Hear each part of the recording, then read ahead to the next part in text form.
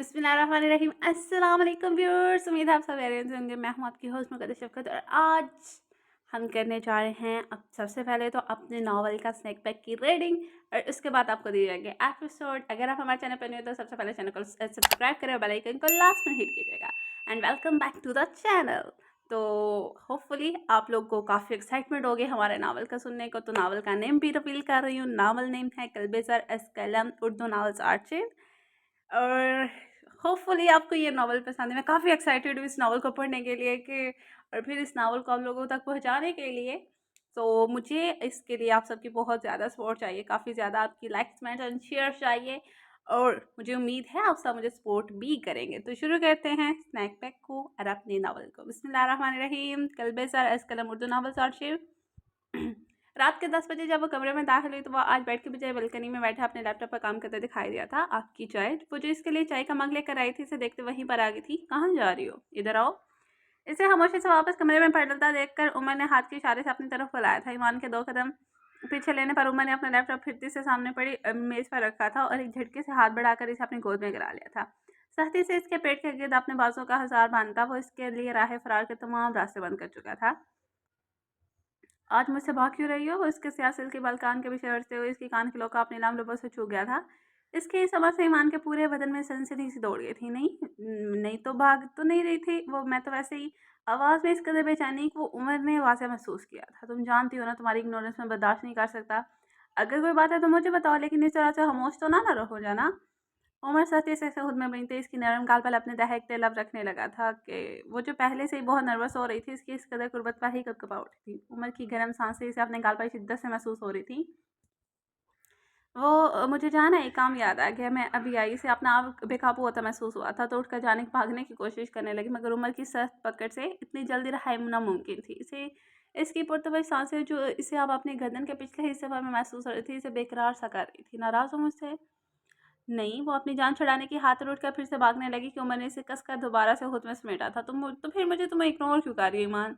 नहीं तो मैं आपको इग्नोर नहीं कर रही, बस मेरा दिल आज परेशान सा है। क्या हुआ है? किसी ने कुछ कहा है तुमसे? वो जो पहले इसके रवैये से हैरत ज़दा था, इसका बजा सा रवैया वो सारे दिन से महसूस कर रहा था। वो जो इसकी गोद में नीचे कोड लगी जा रही थी, को ढलके जा रही थी और मैंने इसे अपनी गोद में दोबारा दुरुस्त करके अंदाज में बिठाया था। वो आरामदा महसूस कर रही थी। अब वो किसी नन्हे बच्चे की तरह इसकी गर्दन में दोनों बाजू लपेटी से नम आंखों से देख रही थी। क्या हुआ है? उमर को इसकी यह हालत देखकर कुल्फत महसूस हुई थी। फूल जैसा खिला चेहरा मुरझाया सा लग रहा था। आंखों की शोह चमक आंसू के कतरों में बदल गई थी। तुम्हें अच्छे से पता है ईमान, मैं तुम्हें इस तरह नहीं दे सकता। फिर क्यों देती मुझे ऐसी? तो बताओ शाबाश। वो इसकी नम आंखों पर अपने लब रखते इसके दिल को परेशान करने लगा था, पुरसुकून करने लगा था। बस इसकी इतनी सी प्यार की झलक पड़ी पर ही ढेर हो गई थी। ईमान के आंसू इन गहरी आंखों से बहती अबशार की मानो झलक पड़ी थी और वो किसी छोटे बच्चे की तरह बिलख कर रोना शुरू हो गई थी।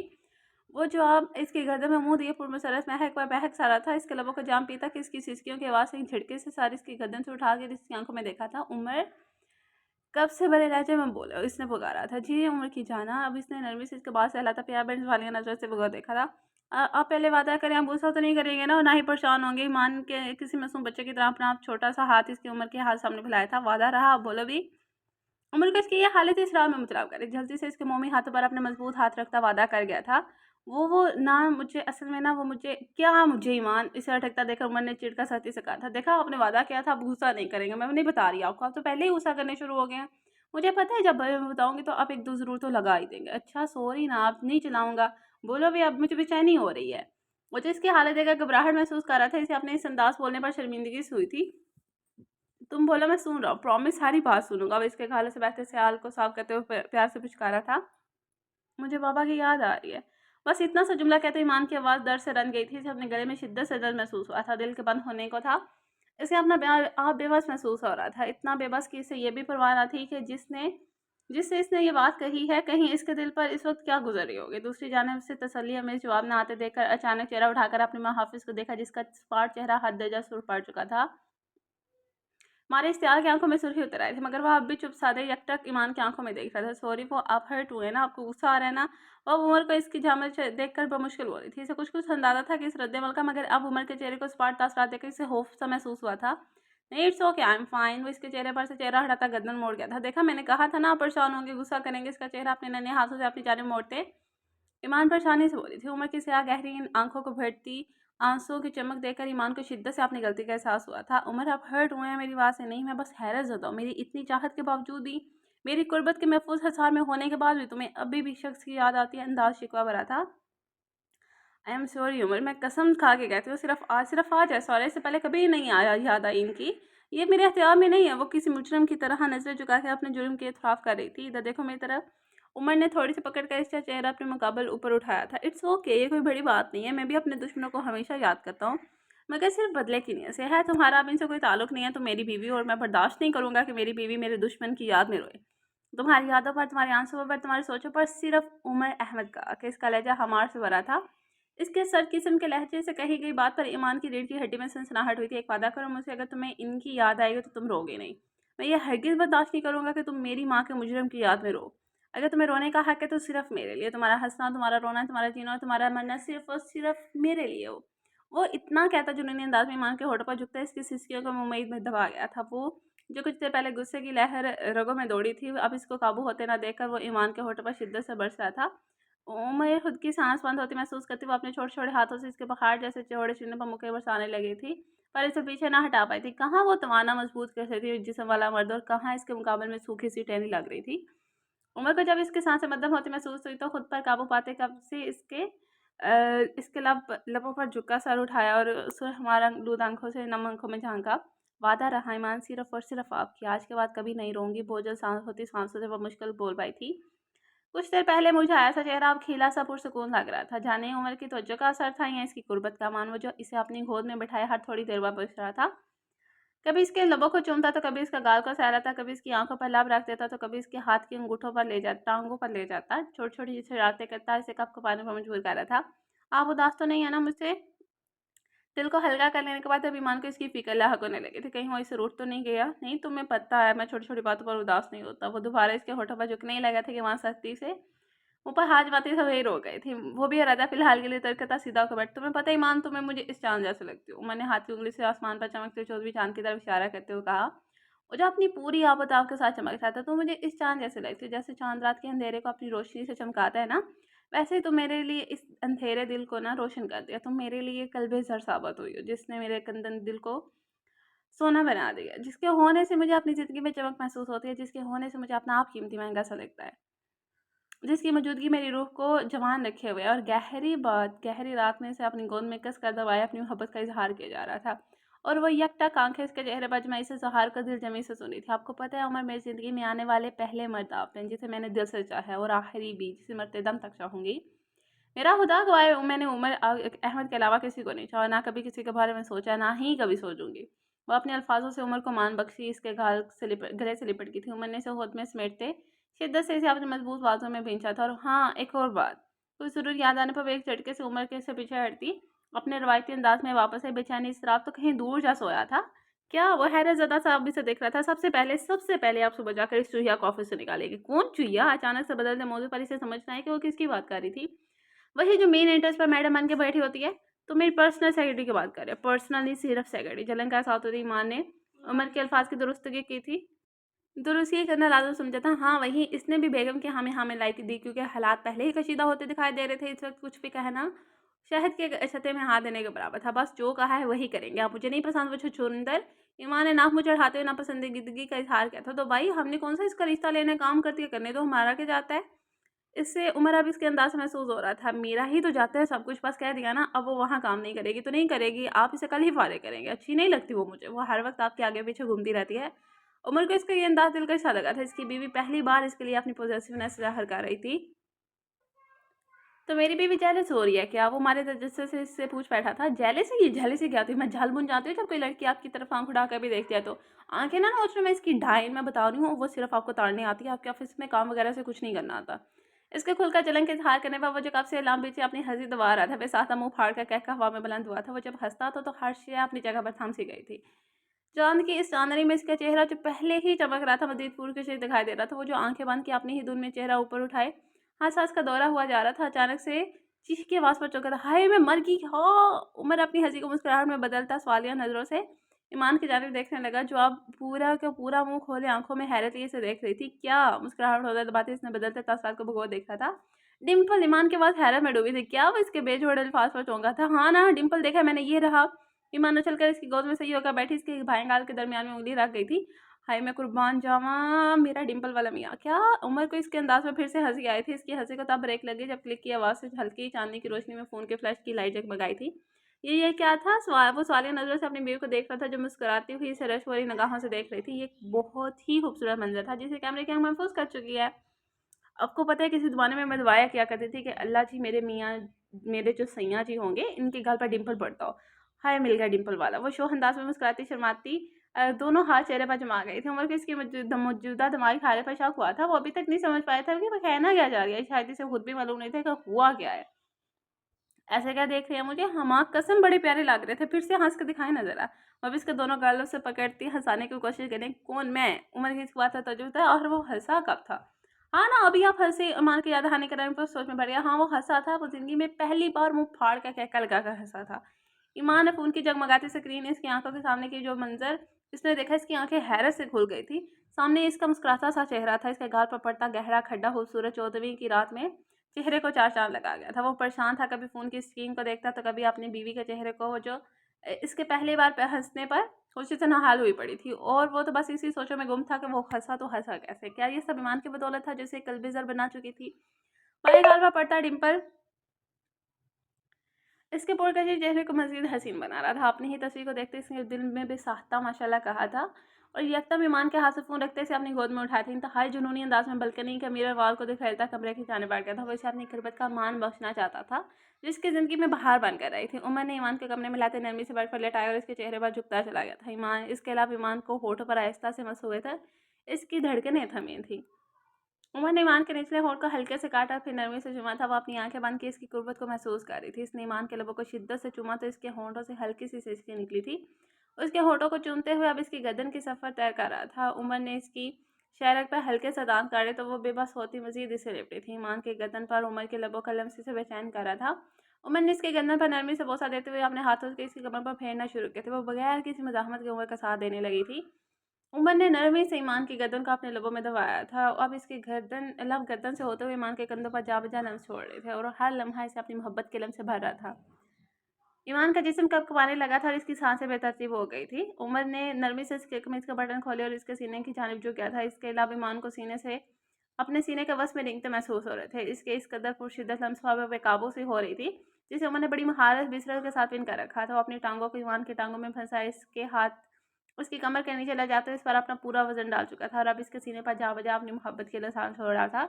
ईमान की आंखें बंद थी और वो उमर की मोहब्बत में मुकम्मल तौर पर मदहोश हो चुकी थी। उमर के हाथ नरमी से ईमान के जिस्म पर फेरे थे। इसके दम से ईमान का जिस्म मजीद हसास हो रहा था। इसने नरमी से ईमान की कमर के गिर्द अपने बाजू लपेटे और इसे अपने कर्ब के करीब कर लिया था। तुम मेरी हो हमेशा के लिए। उमर ने भारी होती सांसों से ईमान के कान में सरगोशी दी। इसकी हमारे भरपूर आवाज़ पर सरता पैर सूख पड़ी थी। इसकी सांसें तेज होने लगी थी और दिल बेकाबू सा होते हुए धड़कने लगा था। कमरे की फ़िज़ा इन दोनों की मोहब्बत और जुनून से भर गई थी। वो दोनों एक दूसरे की क़ुर्बत में मुकम्मल तौर पर भीग चुके थे। उमर का बढ़ता जुनूनी लम्स ईमान को इसकी मोहब्बत का भरपूर एहसास दिला रहा था। वो दोनों मोहब्बत की इस गहरी दुनिया में खोए से रहते कि अभी वो खुद में समाता कि ईमान फ़ौरन से मज़ाहमत करती बेड से नीचे उतर गई थी। ये सब इतनी हड़बड़ाहट हुआ कि उमर को समझ ना आया था कि वो बेड से छलांग लगाते दूर जा खड़ी हुई थी। खुले बिखरे बाल, रायदा गर्दन पर मोहब्बत के निशान सब थे। वो अपनी कमीज़ के खुले बटन को बंद करने लगी थी। वापस आओ। वो जिसके पोर-पोर पर हक जमाता मदहोश सा हो रहा था। इसके इस अवतार से गुस्से में आ गया था। ईमान मैं कह रहा हूँ कि जल्दी वो यहाँ आओ, यहाँ या मैं आऊँ। वो बेड से पर तिरछा लेटा इसे सख्त घुरी से नवाज़ कर रहा था। नहीं ना, बस इतना ही काफ़ी है, 1 हफ़्ता इसी पर गुज़ारा कर लें। क्या? वो एक ही जज़्ब में बेड से उठता इस तक आया था। क्या कह रही थी? काफ़ी था ये सब। अभी तो मैंने कुछ किया ही नहीं तो काफ़ी क्या था? वो आइब्रो झुकाकर सवालिया नज़रों से इसे घूर रहा था। जी, काफ़ी है क्योंकि इससे आगे मैं नहीं जा सकती। क्या कहा तुमने? बीवी हो तुम मेरी, मुझे रिफ्यूज़ करोगी? हाँ, वो इसी सख्ती से बाजुओं से जकड़ता दाँत पीस कर बोला था। गुस्सा था कि 7वें आसमान पर पहुँचो। कहाँ बर्दाश्त की अपनी महबूब बेबी की दूरी। ओफ़ो! गुस्सा क्यों कर रहे हैं? मैं गुस्सा कर रहा हूँ। तुमने अपनी हरकत देखी है, तुम मुझे रिफ्यूज़ कर रही हो, मुझे। गुस्सा से आँखों को बड़ा किया और पीछे दीवार के साथ लगा चुका था। उमर मैं रिफ्यूज़ नहीं कर रही आपको। असल में मैं कैसे समझाऊँ आपको? बस इस वक़्त नहीं ना। क्यों इस वक़्त क्या मसला है? बस बहुत हुआ, अब आवाज़ ना आए तुम्हारी। वो कहता इसकी दोनों कलाइयाँ मज़बूती से अपने हाथों में जकड़ता पीछे दीवार के साथ लगाया था। वो इसके लबों पर फिर से झुकता कि ईमान फ़ौरन इसके ऊपर हथेली रख के इसे पीछे धकेल गई थी। बात तो सुन लेना पहले मेरी, तुम मुझे गुस्सा दिला रही हो। आप ऑलरेडी गुस्से में, लेकिन पहले मेरी बात सुनें। उमर के भड़कते गुस्से को मद्देनजर इसे दोनों बाजुओं से पकड़ती पास सोफे पर बैठा के थी। देखे ना, वो असल में मेरे डेज चले हैं ना, तो हैं। उमर ने सवालिया नजरों से घूरा था। इसे जरा भी समझ नहीं आई थी कि वो क्या कह रही है। वो ना मुझे याद नहीं रहा था।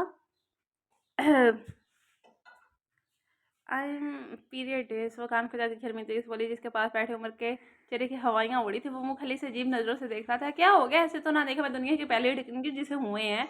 वो अभी से मुसलसल खुतबा पढ़ती नज़रों से झुंझला उठी थी और वो बस इसे देखा जा रहा था कि इसे समझ नहीं आ रही थी कि वो क्या कहे। और ये था हमारे नावल का स्नैक पैक। होपफुली आपको पसंद आया होगा। ये था हमारे नावल का स्नैक पैक। होपफुली आपको पसंद आया होगा और आप लोग इसको बहुत ज़्यादा लाइक कमेंट में शेयर करें। नेक्स्ट नावल का स्नैक पैक लेने के लिए, नेक्स्ट इस नावल को सुनने के लिए, पढ़ने के लिए बहुत सारे कमेंट चाहिए, बहुत सारे लाइक्स चाहिए। अगर आप लोग कमेंट्स लाइक्स अच्छे हाथ से करेंगे और एपिसोड को शेयर भी करेंगे तो नेक्स्ट मैं आपको दूंगी, वरना मैं नहीं दूंगी। सच में मैं नहीं दूंगी इसका, ना ही तो नेक्स्ट नावल दूंगी, ना ही इसका स्नैक पैक देने वाली हूँ।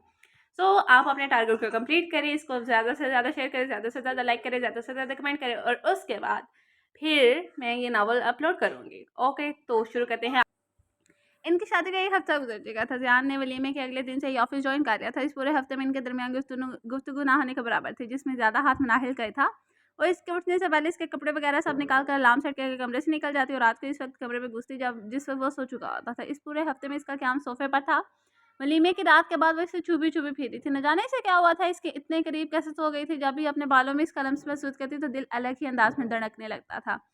फिर अपनी सोचों को झटक देती। इस वक्त भी वो अपनी और दुआ के कमरे में थी। ज़ियान अभी ऑफिस से नहीं लौटा था। आज न जाने कितने दिन बाद इसने अपना मोबाइल ऑन किया था, जिस पर काफ़ी दोस्तों की विशेज़ आई हुई थी और कुछ मैसेजेस मोहित के भी थे। नफरत से इसका नाम और डीपी देखी। ब्लॉक करने से पहले इसके मैसेजेस खोली, जिनमें शादी के कुछ दिन के बाद किए गए मैसेजेस थे। माही आखिरी बार बात कर, नाहिल क्या मुझे इतनी बड़ी सजा दोगी? बात तो कर लो प्लीज़। माही मैं लंदन जा रहा हूँ। ये इसके लास्ट पेपर वाले दिन का मैसेज था। मैं वापस आ चुका मगर तुम अब भी ना बदली। क्या वो शख्स इतना सहर अंगेज है? इसकी मेहंदी के दिन किया गया मैसेज था। मैंने तुम्हें सच्चे दिल से चाहा था माही, मगर शायद मेरी मोहब्बत में इतनी लगन थी कि तुम तक पहुंच पाता। मेरी दुआ है कि तुम्हें दुनिया की हर खुशी मिले। ये वो आखिरी मैसेज था जो बारात की रात को किया गया था। नाहिल का साथ दर से फटने लगा। मोबाइल साइड में डालकर सतकी में दे दिया था। काश मोहित तुम अपनी रिजेक्शन का इतना भयानक बदला न लेते मुझसे। कोई ऐसा कैसे इतना गिर सकता है? कि एक दूसरे की इज्जत तो आबरू पैरों तले रोन दे। आंखों से 2 आंसू टूट कर गिरे थे। सोचे कहाँ से कहाँ निकल गई, कितना बदल गई थी इसकी ज़िंदगी। इन्हीं ख्यालों में गुम न जाने कब इसकी आँख लगी जो मगरिब की अज़ानों पर खुली। बाँस मिट का जुड़ा बांधे येलो कर्टन का कमीज सलवार पर शिफॉन का दुपट्टा साइड में बेड पर पड़ा था। मेहंदी हल्की हल्की हटना शुरू हो गई थी। एक हाथ में गोल्ड की रिंग और ब्रेसलेट और दूसरे हाथ में नाजुक गोल्ड की चूड़ियाँ इसके गुजार हाथों पर बहुत जचती थी, जिसका रिदा और हिना ने बरमला इजहार भी किया था। वो चूड़ी नहीं पहनती थी, मगर इन लोगों ने टोक कर इसे आदत पड़वाई थी। नाक में छोटी सी हीरे की लौंग और गले में बारीक सी चैन इसकी खूबसूरती को चांद चांद लगा देती थी। आप ही नीचे फहद भाई आए हुए हैं। ताई अम्मी आपको बुला रही हैं। वज़ू करके लौटी तो दुआ पकाती हुई ताई अम्मी का पैगाम ले आई थी। अच्छा आ रही हूँ। इसने नमाज़ के लिए दुपट्टा बांधते हुए कहा। इसे इनकी और मामा की नज़रों से उलझन होती थी, जो हर वक्त इसका गहराई नज़रों से जायज़ा लेती थी। नमाज़ पढ़ के नीचे किचन में आ गई, जहाँ ताई अम्मी और हिना पहले मौजूद थी। तुम्हें ज़रा ख़्याल नहीं है शौहर कब का थका हारा घर हो चुका है, तुम बड़ी सो रही हो? ये हरकतें होती हैं शादीशुदा लड़कियों की। इसे देखते हुए हमेशा की तरह शुरू हो गई थी। सॉरी ताई अम्मी, पता नहीं कैसी आँख लगी थी। इसने सर झुकाए हल्के से कहा था, आदतें बदलो अपनी। अगर इतनी ही नींद आती है ना तो ये वक्त पर सो। ये क्या बात हुई कि शौहर का कुछ ख्याल ही नहीं किया है? चाय नाश्ते का पूछे, वो अपनी नींदें पूरी कर रही है। उसे झाड़ती बाहर निकल गई थी। हाँ, वक्त पर सो जाऊँ तो अपने लाडे एक को कहीं भेज दें। फिर इनके जाने के बाद गुस्से से बड़बड़ाई। हिना की मौजूदगी को यकसे बुला चुकी थी। इसकी बात पर हिना का कहका किचन में गूंजा था, जबकि वो शर्म से खड़ के रह गई थी। तो यार बताना था ना इन्हें कि आपका बेटा जगा कर रखता है। इसके सुर्ख पड़े ते चेहरे को देखकर शरारत से बोली थी, हिना चुप हो जाओ नहीं तो ये सारे सैंडविच तुम्हारे मुंह में ठूंस दूंगी। ये अपनी लापरवाही से जी भर के गुस्सा आया कि क्या जरूरत थी इतना फजूल बोलने की। लेकिन वो तहैया कर चुकी थी कि आज से जल्दी सोएगी। जान से बचने के चक्कर में 2 बजे के बाद कमरे में घुसती और फजर की अजान पर उठ जाती। दिन में भी सोने का टाइम नहीं मिलता था। लेकिन यार अभी अपने शोहर के खिलाफ उनका मूड कुछ बिगड़ा हुआ था। वो शुक्र कर फाब भाई आगे हिना ने डराना चाहा तो एक बाल के लिए तो परेशान हुई, मगर अगले ही लम्हे मुझे क्या कहकर सर ट्रॉली में सामान लगाने लगी थी। छोड़ो, अब मेरा काम ये ही रह गया है कि बस इनके मूड देखूं तो कभी इनकी माँ के। इसने मुंह बनाकर कहा था, अपने शोहर के मूड से देखा करो वरना नुकसान में रहोगी। इसने मानी हैजी से इसे छेड़ा था। तुम तो जैसे बड़ी मासूम हो ना, जो राहम भाई के इशारों पर चलो इसे घूर कर बोली। पागल लड़की इसके कंधे पर चपड़ लगाती चाय निकालने लगी। वो पूरा समूह बनाकर ट्रॉली लेकर ड्राइंग रूम की तरफ भागी थी। इस्लाम के अंदर दाखिल हुई तो वो भी इन दोनों के साथ बैठा था। वो लवाजमा टेबल पर रखने लगी। भाभी इतना तकल्लुफ़ करने की क्या ज़रूरत थी? फ़ाहद ने मुरव्वतन कहा। वो तो मुस्कुरा दी। तो ना खा, ज़बरदस्ती थोड़ी। आराम ने सैंडविच की प्लेट लेते हुए कहा तो मनाहिल ने फ़ाहद को भी दी थी। इसीलिए खा रहा हूँ कि तेरी तोंद ना निकल जाए खा खा कर। सैंडविच से इंसाफ करते हुए जवाबी कार्रवाई की, जबकि ज़ियान खामोश बैठा इसका जायज़ा ले रहा था। नहीं चाय दो बस मुझे। इसने सैंडविच देने पर चाहे मगर नागवारी से मना कर गया। इसे अब इस वाक़ई इसकी मूड खराबी का अंदाज़ा हुआ था। क्यों भाई डाइटिंग शुरू कर दी है क्या? राहुल ने हैरत से इसे खाली पेट चाय पीते देखा था। इसने मीटिंग की वजह से लंच भी नहीं किया था। मनाहिल ने खामोशी से इन्हें चाय सर्व किया बाहर निकल गई। यार तू मेरा काम कर दियो बस। फ़ाहद ने इसे ज़्यादा हानि कराई थी। हाँ, आकर बात करूँगा। चाय हलक में नहीं देता, कुछ बेजार सा हो रहा था। फिर वो काफ़ी देर तक बातों में लगे रहे। फ़ाहद 9 बजे के करीब जाने के लिए उठा तो वो भी कमरे में चला गया था। आज रात 4 बजे इसकी दुबई की फ़्लाइट थी। क्या हुआ ज़ियान कहाँ है? सब टेबल पर मौजूद थे, इसके बगैर मौजूदगी बताइए। मैंने पूछा। जी मैं बुला कर लाती हूँ। वो खुद चली आई। एक बार दुआ को भी भेज चुकी थी मगर जवाब ना आया। रूम में आई तो वो लैपटॉप गोद में रखे पुश सरहाने से टिकाए काम में मसरूफ़ था। खाना खा ली दरवाजे पर ही खड़ी बोली, नहीं खा रहा अभी। स्क्रीन पर नज़र जमाई स्मार्ट सी लहजे में, तो कब खाएँगे? इसने वॉल क्लॉक को देखते हुए कहा जो 11 बजा रही थी। तुमसे पूछ कर खाऊँगा या अब? इसके लिए भी ऐसा करो अलार्म सेट कर दो ताकि जब बजे मैं ठूस लूँ। रोबोट हूँ ना? वो एकदम फट ही पड़ा था जबकि वो चुप रह गई। जानती थी ये तंज़ क्यों किया गया। फिर खामोशी से वापस मुड़ गई थी। क्या हुआ है नहीं आया? सोमिया बेगम ने इससे पूछा जो अपनी जगह पर आकर बैठ गई थी। बाद में खाएँगे कह रहे हैं। सर झुकाकर अपनी प्लेट में चमचा चलाने लगी। ऐसा भी क्या कर दिया मैंने? अलार्म ही तो सेट किया था, इसमें इतना बुरा मानने वाली क्या बात है? खुद से मुहातब सबके खाने के बर्तन समेटने लगी। मैंने कहा तुम तो खा लो बेटा। ऐसे ही इसे ऐसे उठते देखा सोमिया बेगम बोली, शाम में सैंडविच वगैरह खा लिए थे, इतनी भूख नहीं है। इन्हें मुस्कुरा कर कहती राहम को पानी देने लगी। ये तुम दोनों मियाँ-बीवी डाइट पर क्यों हो? इसने लंच भी नहीं किया और इसकी तो 4 बजे की फ्लाइट है। दुबई की पैकिंग कर ली? इसे बताते हुए उठा तो इसने हैरत से राहम को देखा। ज़ियान ने तो इससे ऐसा कुछ नहीं कहा था। जी जा रही हूँ बस। इसके कहने पर वो सर हिलाता ऊपर चला गया जबकि वो परेशानी से लब काटने लगी। जल्दी-जल्दी सारा काम समेटो। सिमटवा कर कमरे में आई तो चेहरे पर बाजू रखे लेटा था। समझ ना आया कैसे बात कर। आपकी फ्लाइट पैकिंग कर दूँ? कुछ झिझक का पूछा। वो हनूस बाजू रखे लेटा रहा था। वो मुसलसल उँगलियाँ चढ़ा रही थी। सो रहे हैं, थोड़ा करीब आए। ज़माना खराब करो मेरा। और 3 बजे का अलार्म सेट करके मेरे बराबर में रख। तो करवट बदलते हुए तबे हुए अंदाज में बोला, अच्छा खाना तो खा ले। राहम भाई ने बताया आपने लंच भी नहीं किया था। बेड के किनारे पर बैठ गई थी। ये ड्रामा करके किस पर एहसान कर रही हो? गुस्से से कहता इसके करीब आया था। ताई अम्मी परेशान हो रही थी आपकी वजह से। इसने थूक निकल कर कहा तो ज़ियान दांत पीसता अलमारी की तरफ बढ़ गया था। लाइन देख क्या पैक करना है? शर्ट से निकालता देखा फिर इसके पास आई थी। नहीं शुक्रिया मामा, यहाँ नहीं है। लिहाजा तुम्हें इसे झूठी फर्माबरदारी की ज़रूरत नहीं है। गुस्से से शर्ट बेड पर फेंकता दोबारा अलमारी की तरफ मुड़ा। देखिए आप हाँ लड़ाई कर रहे हैं। मैंने कुछ नहीं किया। आपके सारे काम भी टाइम पर करती हूँ। इधर से उधर इसे इधर से उधर होते देखा। हल्की आवाज़ में बोली, हाँ किस तरह करती हूँ? जानती हो हर चीज़ मेरे मुँह पर मार देती हूँ। मुझे तो किसी और चीज़ की ज़रूरत नहीं पड़ सकती ना, रोबोट हूँ ना मैं। गुस्से से इसके करीब आए जो अलमारी से जा लगी। अच्छा सॉरी कहाँ ना लब काटती हल्के से मनमनाई थी। लग तो नहीं रहा कि शर्मिंदा हो। गौर से इसे देखने लगा। देखें इतना टाइम हो गया आपने पैकिंग भी नहीं की और अगर कुछ बनवाना है तो बता दें, मैं बना दूँगी ना। सुलह जो अंदाज में बोली क्योंकि जानती थी ये शख्स जिद का बहुत पक्का है। ठीक है पहले पैकिंग करवाओ। इस पर झुकने लगा। वो जल्दी से साइड से निकली और बैग निकाल कर इसका सामान रखने वो बेड पर लेट कर इसका जायजा लेने लगा। कितने सूट रखूं? इसने मुड़कर पूछा। 15 दिन का टूर है, रख तो इसी हिसाब से। इसका दुपट्टा उंगली से मैं लेट बैठते हुए बोला था। छोड़े। इसने दुपट्टा छुड़ाना चाहा मैं तो वो चैलेंजिंग अंदाज में इसे देखते हुए पूरा दुपट्टा हाथ में लपेट गया था। इसने दांत पीस कर इसे छोरे शोहर को देखा जो शरारत से मुस्कुराया था। गाल गुलाबी होने लगे। रुख मोड़कर अपना काम करने लगी थी। इस बहस में वक्त बर्बाद नहीं कर सकती थी। जल्दी जल्दी इसकी पैकिंग करी मगर फिर भी 1:30 बज गए थे। खाना लाऊं? वो फाइल में गुम था जब वो बैग साइड में रख कर बोली थी, हाँ ले आओ। फाइल बंद करके साथ तकिए पर रखे। इसे तो छोड़े आप। झुंझलाकर इसके नीचे दिया और दुपट्टा खींचा जो बगैर किसी पशु-पेश के छोड़ दिया था।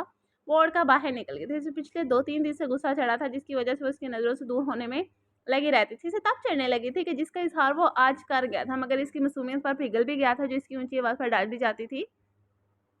इस वक्त सर में शदीद दर्द हो रहा था। दिल चाह रहा था बस लंबी धान का सो जाए। चले खाना खाएं। टेबल पर ट्रे ला कर रखी तो वो भी उठकर आ गया था। साथ दो मेरा आकर, तुम जानती मैं अकेले नहीं खाता। इसे अलमारी की तरफ जाता देखा नया हुक्म दिया। मैं खा चुकी हूँ उसने मोड़े बगैर कहा, वरना भूख तो बहुत जोर की लग रही थी।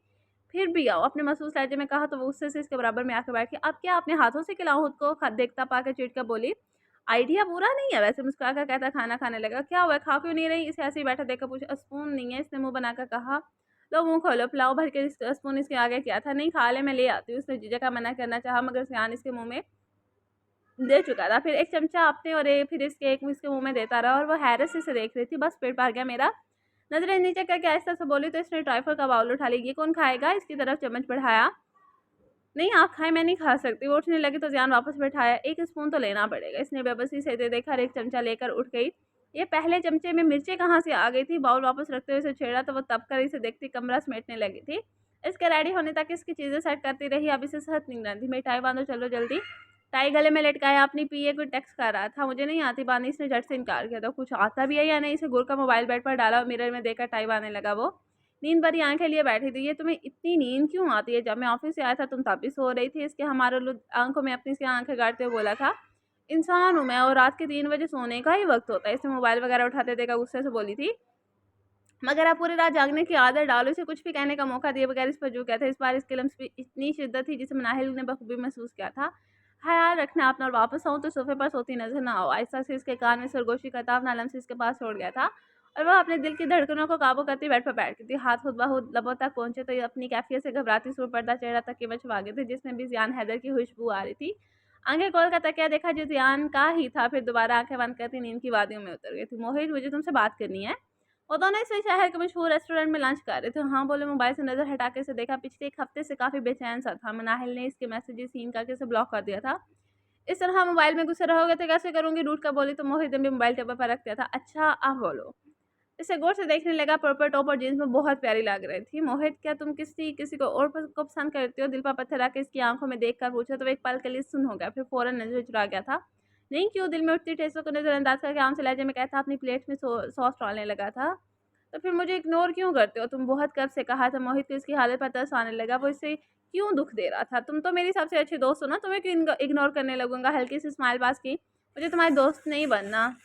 नसरी टेबल पर मरकूज करके जब अजीब से लहजे में बोली तो मोहित ने न समझी से सिले। क्या मतलब? हैरानगी से बोला। मुझे तुम्हारा हमसफर बनना है। मोहित आंखों में नमी जमा होने लगी थी जबकि वो गंग रह गया था।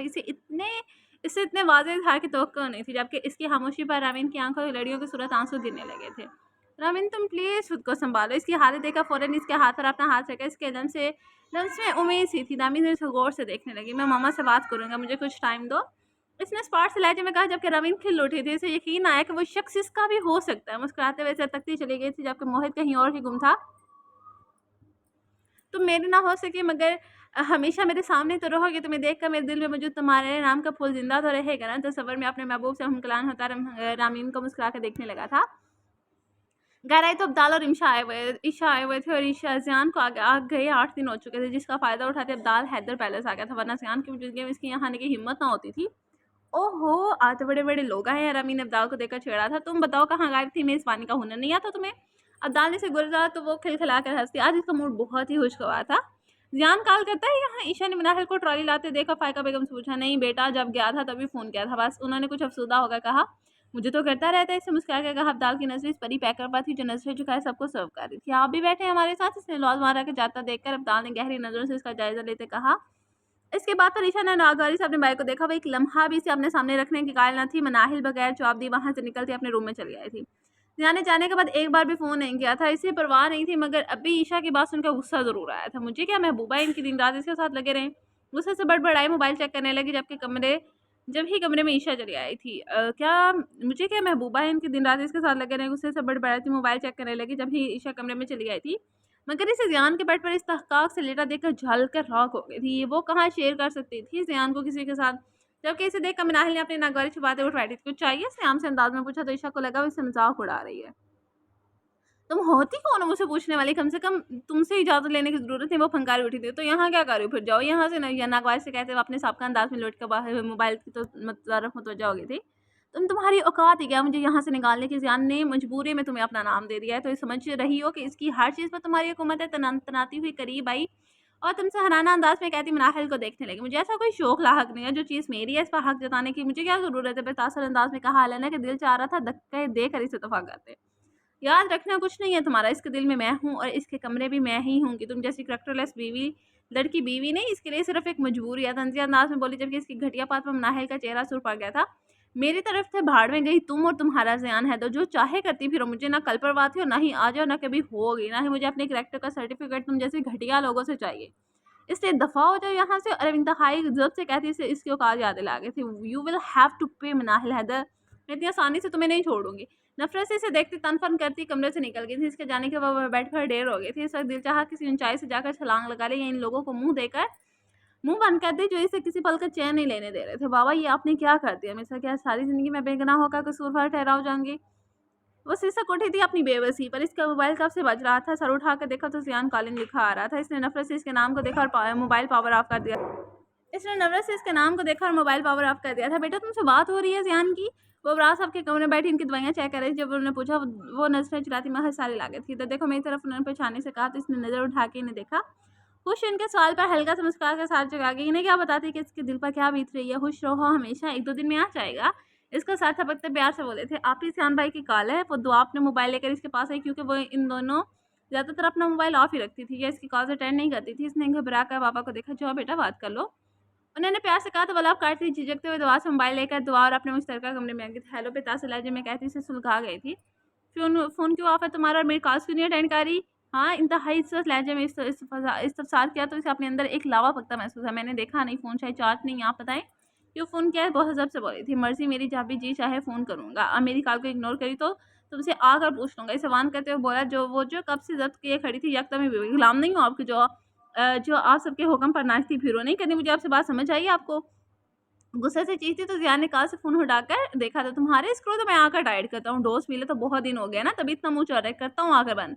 नाल पीसा हुआ बोला नाहिल ने सुर पड़ते हुए घबरा कर कॉल काट दी थी। तेज़ से दिल धड़क रहा था, वो शख्स इसे अपना पक्का दुश्मन लगने लगा था। ईशा से अपनी तल्ख़ बातें सुनने से पहले इसका दिल जो उम्मीदों से बेनार बनाने लगा, वो धड़ाम से गिरे थे। अब इसे कोई खुशफ़हमी लाहक ना थी अपने मुस्तक़बिल के बारे में, ना ही ज़ियान हैदर से कोई अच्छी तवक्को थी। मम्मा मुझे आपसे बात करनी है। और अमीन इसके कमरे में आई तो वो कहीं जाने के लिए तैयार हो रही थी। हाँ बोलो, अपना बैग चेक करते हुए बोली। कहाँ जा रही हो? भाभी की तरफ चक्कर लगा रही हूँ। बहुत दिन हो गए। तुम बोलो क्या बात है? आपको याद है मैंने अपनी यूनिवर्सिटी टीचर उनके बेटे से आपको मिलवाया था, अमीन ने याद दिलाना चाहा। हाँ, मोहित ना बड़ा प्यारा बच्चा था, माँ भी काफ़ी सोबर थी। उन्होंने याद करते हुए मुस्कुरा कर कहा, वो मामा एक्चुअली इसने एक नज़र इनका चेहरा देखा जो बहुत तजस्सुस से देख रही थी। मोहित ना रिश्ता लाना चाहते। इसने सर झुका कर कहा तो फ़ाइका बेगम ने हैरत से देख, तुम्हारा राता है इससे? उन्होंने कड़ी नज़रों से देखी, इससे क्या होता है, वो रिश्ता लाना चाहते हैं, आप बस अपने इन्हें बुलाएँ। इसने बस झुंझला कर कहा तो वो सोच में पड़ गई। लड़का तो मुझे भी पसंद है लेकिन पहले जान को तो आ लेने दो, वो और तुम्हारे पापा ही फैसला करेंगे। अपना हैंडबैग उठाते हुए बोली तो रामीन झुंझला कर बेड पर बैठ गई। मैं नहीं जानती, आप पापा से बात करें, भाई भी आने वाले हैं, इन दोनों को आपने कन्विंस करना है। बस सीधी लहजे में बोली तो फ़ाइका बेगम ने गहरी नज़रों से इसका जायज़ा लिया था। इतनी बेजान होने की ज़रूरत नहीं है, ज़ियान आ जाए फिर ही कोई बात होगी। इसे कहती बाहर निकल गई जबकि वो बेबसी से लब काट कर रह गई थी। दिल में अजीब-अजीब से ख़्यालात आ रहे थे। मोहित से दूरी का ऐसा खौफ दिल में बैठा था जो किसी पल भी चैन नहीं लेने दे रहा था। रात 9 बजे की फ्लाइट से घर वापस आए तो फ़ाइका बेगम लाउंज में ही बैठी थी। वो इसे देखकर नहाल हो गई थी। इसकी शुरू से ही आदत थी, जब कभी कहीं से लौटता तो सबसे पहले माँ से ही मिलता था। इनसे मिलकर नज़रें दौड़ाता अपने कमरे में आ गया था। वो अब तक नज़र नहीं आई थी। इसके वार्निंग के बावजूद नाहिल ने ना अपना फ़ोन ऑन किया था, ना ही दोबारा बात की थी। इसे इस पर ठीक-ठाक गुस्सा चढ़ा हुआ था। वॉशरूम से फ्रेश होकर निकला तो अजीब सी झुंझलाहट का शिकार हुआ। वो अब भी कमरे में ना आई थी। गुस्से से इसे पुकारने लगा, नाहिल नाहिल। इसकी घरदार आवाज़ पर फ़ाइका बेगम ने परेशानी से इसके कमरे की जानिब देखा। जी, ज़ियान क्यों चीर रहा है, ज़रा देखना, वो महारानी तो है ही नहीं। मोबाइल में गुम रमीन से बोली तो वो भी उठ खड़ी थी। रहने दो आप ही, मैं देखती हूँ। फातिमा बेगम खुद ही ऊपर रख के इसके कमरे की तरफ आ गई थी। क्या बात है बेटा? इसकी गुस्सीली आवाज़ पर फ़िक्रमंदी से पूछा। आनिम नाहल गए, इन्हें देखकर खुद को ठंडा करना चाहिए। तुम्हें नहीं पता? इन्होंने हैरत से देखा तो वो नफ़ी में सारी ला गए, यानी वो तुम्हें बताए बगैर अपने मामा के घर चली गई। आ जाए ज़रा बताती हूँ मैं इसे। इंतहाई गुस्से से इसे बताया जबकि ज़ियान को लम्हा लगा था समझने में। इसका दिल चाहा इस लड़के का हश्र बिगाड़ दे। ओह! हाँ, इसने कल बताया था, मेरे ज़हन से ही निकल गया। ज़ियान ने फ़ौरन बात सँभाली। वो इन लोगों को अपने पर्सनल मैटर में इन्वॉल्व करने का कायल ना था। ये खुद ही हैंडल करना अच्छी तरह से जानता था। चलो अच्छा, अब कल कह के बुला लो, कल से गई हुई है। ये काम जो लड़की बुरा सा मुँह बनाकर बोली तो महल सार हिलाकर रह गया था। तुम भी खाना खा लो, आकर थक गए होगे। इसे मोहब्बत से कहती बाहर निकली। तुम्हें तो मैं बताता हूँ। इंतहाई गुस्से के आलम से कॉल मिलाई जिसे थोड़ी देर बाद उठा लिया गया था। रेडी हो, 10 मिनट के अंदर-अंदर मैं पहुँच रहा हूँ। और इसके हेलो कहने से पहले ही अपनी सर्द आवाज़ में कहता इसे छत के छुड़ा गया था। हेलो, हेलो, मेरी बात तो सुनी। इसने कुछ कहना चाहा मगर लाइन ड्रॉप हो चुकी थी। तभी फ़ोन कॉल से हटाकर परेशानी के आलम में देखने लगी। उसकी आवाज़ से नाहिल को उसके मूड का अंदाज़ा हो गया था। जानती थी उसे बगैर बताए आकर उसके गुस्से को दावत दे चुकी है। मगर ये अंदाज़ा ना था कि आते ही लेने पहुँच जाएगा। या अल्लाह! क्या करूँ? अब टेंशन से अपने नाखून चबाने लगी थी। माही, मैं पिज़्ज़ा ऑर्डर कर रही हूँ। मैसेज टाइप करती तूबा कमरे में आई तो जो आस-पास बैठी थी, नहीं यार यहाँ लेने आ रहे हैं। इजरत में उठती अपनी चीज़ें समेट लेने। ओहो! बीवी के बगैर एक दिन भी नहीं गुज़ार सकते। तूबा ने आँखें मटका कर इसे छेड़ा तो वो बस दाँत पीस कर रह गई थी। अच्छा सा तैयार हो, फिर इतने दिन बाद अपनी दुल्हन को देखेंगे। मानी हज़ी से बोली तो इसने घूर कर इसे देख, क्या मसला लगता है? मामी से तुम्हारी शादी की बात करनी पड़ेगी। इसके कमर पर हाथ मारकर चेंज करने चली गई जबकि तूबा कहका लगाकर हँस पड़ी थी। नेवी ब्लू लॉन्ग शर्ट और चूड़ीदार पजामे पर हैमरंग शिफॉन का दुपट्टा ओढ़े अब धमकते रूप पे कुछ परेशान भी लग रही। कितनी प्यारी लग रही हो आज तो। गए ज़ियान भाई। इसने आँख मार कर फिर छेड़ा तो इसकी पोनीटेल में हैंडबैंड लगाकर ब्रश से मारा। दफ़ा हो, जो ज़िंदगी हराम करी हुई है घर में इन चुड़ैलों ने और यहाँ पर तुमने। इसने गुस्सा से कहा तो वह खिलखिलाकर हँस पड़ी थी। इसकी स्क्रीन पर ज़ियान हैदर का नीचे आओ का मैसेज जगमगाया। मतलब वो ऊपर नहीं आ रहा था। इसे और टेंशन होने लगी। दिल तेज़ी से धड़क रहा था मगर अब क्या हो सकता था। खुद को अल्लाह के सपुर्द करती अपना बैग उठाकर सबको खुदा हाफ़िज़ कहते लिफ्ट से नीचे आ गए थे। वो पार्किंग में खड़ा इसी का इंतज़ार कर रहा था। इसे देखकर ड्राइविंग सीट पर बैठ गया। नाहिल को दूर से ही इसके चेहरे के सख्त आसार नज़र आ गए थे। नीचे उसने नीचे किया, खामोशी से फ्रंट सीट पर आकर बैठी। फिर तो इसने इसे बगैर इसकी जानिब देखे कार स्टार्ट कर दी थी। पूरा रास्ता की नक्शियों से देखती रही थी, मगर उसकी सारी तवज्जो ड्राइविंग पर थी। बल्कि ब्लैक जीन्स पर ब्लू टी शर्ट पहने, माथे पर बाल बिखरे थे। इसने खामोशी रहने में याफियत जानी थी। जहाँ पहुँच कर गाड़ी पोस्ट में रोकी और पूरी कुव्वत के साथ गाड़ी का दरवाज़ा बंद करता अंदर की साइड भाग गया था, जबकि दूसरी तरफ से उतरती नाहिल काम कर रह गई थी। खुद को संभालते लाउंज में आई तो फायका बेगम तभी बैठी थी। इसने रुका सलाम किया। अगर आना ही था तो ड्राइवर के साथ आ जाती, वो भी थक कर आया था। इसे बुला लिया। नौकर है वो तुम्हारा, नागवारी से बोली तो इसे हैरत से ने देखा। लेकिन ताई अम्मी, मैंने इन्हें नहीं बुलाया था, इसने दवाई देनी चाहिए। हाँ, इसका तो दिमाग खराब है ना, जो बगैर खाए कुछ पिए तुम्हें लेने पहुंच जाएगा। अपनी हरकतें सुधारो, समझ जाए, इसे कहती जाने लगी थी। और हाँ, खाना दे देना मेरे बच्चे को, अपनी जिम्मेदारियां निभाना सीखो। शोहर का कोई ख्याल नहीं, निकली है सैर सपाटों को। इसे घूरती कमरे में चली गई थी। इसने गहरी सांस खींची और बैग रखकर किचन में आ गई थी। जल्दी जल्दी से खाना गर्म किया और फ्रिज से लौकी का हलवा निकालकर ओवन में रख दिया। ये इसने कल जाने से पहले बनाया था। पूरी ट्रे तैयार करके कमरे में आए तो अंधेरे ने इसका इस्तकबाल किया। वो मुश्किल टेबल तक आई और ट्रे पर रखकर साइड लैंप ऑन कर खाना खा ले। दूर से ही बोली, अपनी शक्ल का गुम हो जाओ अभी, वरना गुस्से में मैं कुछ भी कर बैठूंगा, फिर मुझे कुछ मत कहना। सर लहजे में कहते हुए इसकी रीढ़ की हड्डी में सिलसिला दौड़ा गया। अब काटती सोफे पर जाके लेट गई। बेड पर आओ।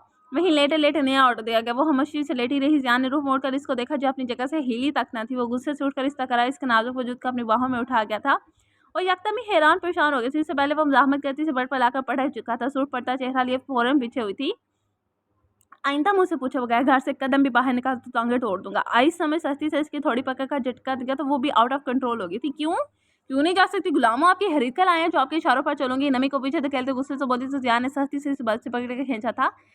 क्या क्या बकवास करी? बीवी हो तो मेरी, आज के बाद कहीं जाकर दिखाओ ना तो मैं तुम्हारा हशर बिगाड़ता हूँ।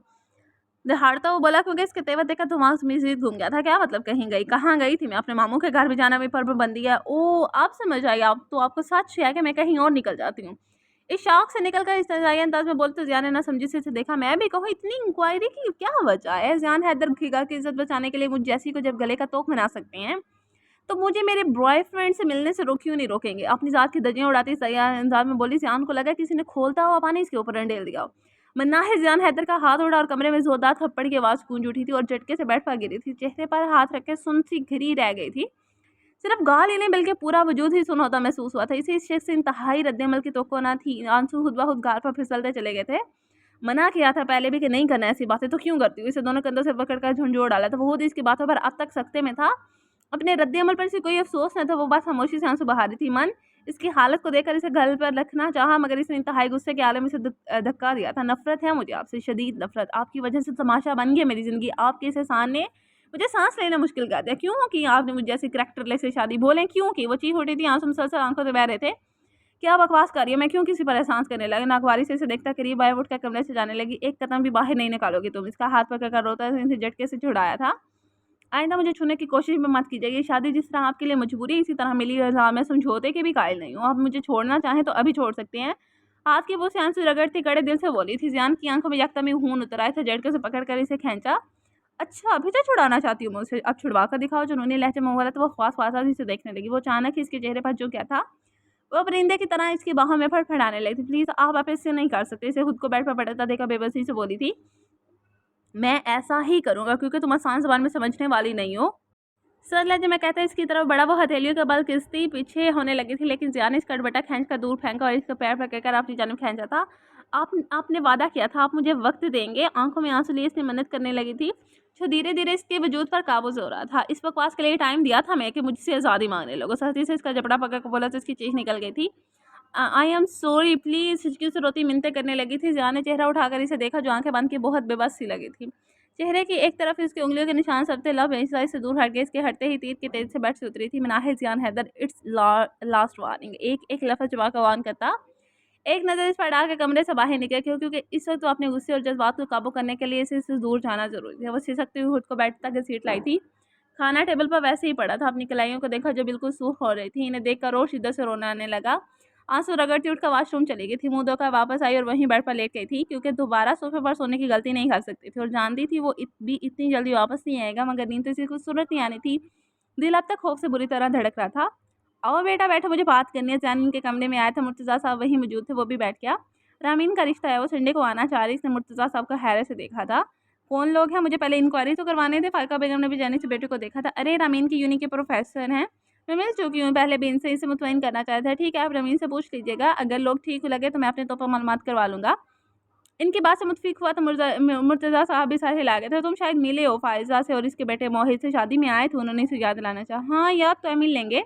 वो कहता उठ खड़ा हुआ था। बाबा मैं साइट का काम चेक कर रहा हूँ, आप और चाचू भी ज़रा विज़िट कर लीजिएगा एक बार। इन्हें याद दहानी कराता रूम से निकल गया था, जबकि फ़ाहिद ही कॉल करके इसने मुतवज्जा किया था। यार क्यों उतावला हो रहा है, करता हूँ बात। हाँ, करा दूँगा भाई, तेरी शादी टेंशन ना ले। इससे बात करता है कमरे में आया तो ड्रेसिंग के सामने खड़ी हाथों पर लोशन लगा रही थी। देखा फ़ौरन बेड से भी दुपट्टा उठा लिया। इन दोनों के दरमियान इस लड़ाई के बाद से गुफ्तगू बिल्कुल बंद थी। वो बेड पर आके लेट गया। मेरी मान तो छोड़ शादी को, अब हाँ मैं अच्छा भला इंसान पागल होने लगता है बीवी के मूड देख देख कर। नजरें टेढ़ी करके इसे देखा जिसे नजरअंदाज के बालों को जूड़ा बना रही थी। हाँ यार बस क्या करूं, मजबूरी है, मूड के मुताबिक चलना पड़ता है, वरना अपनी है नहीं है। ठंडी आबाई का मसलूमियत तारीखी, वो तो दांत पीस कर रहती, लाइट्स ऑफ करके अपनी जगह पर आकर लेट गई थी। चल ठीक है, फिर बाद में बात करता हूँ, बाद में होती है बात। फ़ोन रख कर इसे देखा जो इसकी तरफ करवट लिए बिल्कुल किनारे पर लेटी थी। बात सुनो, साइलेंट फ़ोन करके उसे उठाना चाहा, दोनों एक दूसरे से पीठ की लेटे थे। इसके बाद वह ना हिली तो जान इसके बालों से कैचर खींचा। आउच कहती उठकर बैठी थी। बाल की सी अबशार की तरह खुले थे। इसकी नज़रें इसके बालों के उलझे थे। क्या है, झुंझला कर कहती कैचर लेने लगे, जिससे इसे दूर किया था। फाहिद तुम्हारी कज़न का दीवाना होगा, शादी करना चाहता है इससे। इस पार से नजरें हटाकर मकसद की बात के मनाहले हैरत से क्या कह रहे हैं, उलझन भरी नजर से क्या फारसी समझ आती है, तू बस शादी करना चाहता है, वो बात करो, कल ही जाकर अपने मामू से चिढ़कर इसे देखा। मुझे क्या पड़ी आपके दोस्त के सफ़ीर बनने की, तूबा क्यों करेगी भला आपके दोस्त से शादी, नाक से मक्खी उड़ाते हुए बोली, जबकि इसे फाहद तूबा के लिए पसंद आया था। क्यों सींग है इसके सर पे, इसने घूरा कर मनाहिल कहा तो मनाहिल ने लाभ का कोना दबा के मुस्कुराहट जोड़ी इसके सर की तरफ देखा। मुझे क्या पता, मैंने अजीज से कहती बाल लपेटने लगी थी, जान ने से घूर कर नजरों के इसके दिल को वजूद में अटक रही थी। और वैसे भी तुबा की मर्जी से ही भेज रहा है तुम्हें इसके घर। जियान ने बहुत आराम से इसके सर पर बम क्या इसने चीख कर इसकी तरफ देखा। बाल एक बार फिर से बिखर चुके थे। इसने फातहाना अंदाज में मुस्कुराते हुए इसके शौक चेहरे को देखा। अब कल जाकर बात कर लेना और जवाब हाँ ही होना चाहिए। इसे वान कहता लेट गया था, जबकि मनाहिल को तुबा की घुन्नी पर रह रहकर गुस्सा आ रहा था, जिसे इतनी बड़ी इस बात इसने छुपाई थी। बाद में कोसना इस बेचारी को, लाइट बंद कर दो भी। इसके बाद में मनाहिल ने हैरत से इसे देखा, फिर घूरने लगी थी। कैचो तो दे मेरा, इसका कैचर अब भी इसके पास पड़ा था। हाँ इसके पास पकड़ा था, जिसे इसके ऊपर से हाथ बढ़ाकर उठाने लगी, मगर यानी से कमर पर पकड़कर खुद पर झुका लिया। सारे बाल इसके चेहरे पर आ गए थे। खुद हरकतें करती हो, जब मैं कुछ कर दूँ तो भड़क उठती हो। अपने चेहरे से इसके बाल हटाते हुए गाल पर उंगलियां फेरने लगा। मनाहिल इस नई इस्तदाद पर अच्छी हंसी बौखलाई थी। क्या क्या किया है मैंने, दिल की बेकाबू होती धड़कनों को संभालती खुद पर से इसका हाथ हटाने लगी। नहीं जानती कि क्या किया, झटका देकर महमूद लहजे में कहता हुआ गरीब गिरा। मनाहिल ने सुर पड़ते हुए इसकी स्याह आंखों में देखा, जहाँ कोई और ही जहाँ आबाद है। इसकी पलकें लर्ज उठी थी। प्लीज, हलक से गटी गटी आवाज निकली तो सियाने उससे अलग करता उठकर बालकनी में चला गया, जबकि वो फौरन कलवट बदल कर अपनी धड़कनें वाज़ा सुन सकती थी। समझ ना आया कि दिल किस धुन में धड़क रहा है। दिल पर हाथ रखती सहती सी आंखें बंद कर गई थी। घर में आज रमीन के रिश्ते वाले आ रहे थे। वो सुबह से ही किचन में लगी थी। हिना की तबीयत खराब थी, इसलिए वो सभी देख रही थी। संडे था, सबसे ही देर से उठे थे और वो रीदा कल मामू के घर से हो आई थी। दोनों ने मिलकर तुबा को खूब खंचाई भी गई थी। वो बस माफिया ही मांगती रह गई थी। मामू ने और अली को कोई एतराज़ न था, क्योंकि राहम ने फाहिद की तरह से बिल्कुल मुतमईन कर दिया था। अगले हफ्ते तुबा की 3 तारीख थी और इसे ध्यान से 1-2 दिन पहले वहाँ जाने की इजाज़त भी लेनी, मगर ये मरहला सबसे मुश्किल था, क्योंकि इसे देखकर दिल में अजीब से अंदाज में धड़कने लगा था। एक झिझक सी आ गई थी इसे, और खुद अपने आप से नजरें चुराती फिरी थी। वो नहीं चाहती थी कि इसका दिल सोचने लगा है, वो इसे समझे। सारा काम निपटाकर कमरे में एक हुलिया बिल्कुल अबतर हो चुका था। येलो हल्की फुल्की एम्ब्रॉयडरी की कांटे की ऊंची कमीज और सीधे पजामे के साथ हमरक से फोन का दुपट्टा निकाला और वॉशरूम में घुस गई। वॉशरूम से निकल दी तो ईशा और जान किसी बात पर हंस रहे थे। इन्हें नजरअंदाज के ड्रेसिंग टेबल के सामने आकर बालों में ब्रश करने लगे। इसके कमरे में आना इसे सच नागवार लगता था। तुम चाह रही हो या नहीं, इसने नाज से जान से पूछा। जान ने एक नज़र भीगी भीगी मनाहिल पर डाली। हाँ जब तुम कहो, मुस्कुराकर इसे देखा। मनाहिल जल्द से जल्द यहाँ से निकलना चाहती। ठीक है, कल चलेंगे, फिर डिनर भी करेंगे, इतने दिन हो गया हमने साथ टाइम स्पेंड नहीं किया। मनाहिल ने तुमसे हैराना निगाह डालकर इसे रूठे हुए अंदाज में बोली, तो वो भी इन दोनों को नज़रअंदाज करने की कोशिश कर रही थी। मगर वो अलग बात ही, ये महज कोशिश ही थी, क्योंकि इस वक्त इसे इन दोनों पर नहायत ही गुस्सा आ रहा था। चलो अब नीचे वो लोग आ चुके हैं, इसका हाथ पकड़कर बाहर निकलेंगे। मिनाहिल ने भी यह मंजर देखा और नागवार नजर इन दोनों पर डाली। जान भी इसकी आंखों में नागवारी देख चुका था, फिर बाहर निकल गए। तुम चलो, मैं मोबाइल चार्जर लगा कर आते। सिलसिले में छोड़कर वापस कमरे में आया तो वो अलमारी में न जाने क्या ढूंढ रही थी। काफ़ी झुंझलाई हो लगी। अलमारी बंद कर मुड़ी तो वो करीब ही लबा पर मुस्कुरा ली से देख रहा था। वो यकदम दरवाजे से लगी। हटे ना, झुंझला कर इसे देखा। क्यों, मेरी मर्जी। गहरी नजरों से इसके धुले हुए चेहरे को देखने लगा। तो खड़े नहीं, लेकिन मुझे तो जाने दे।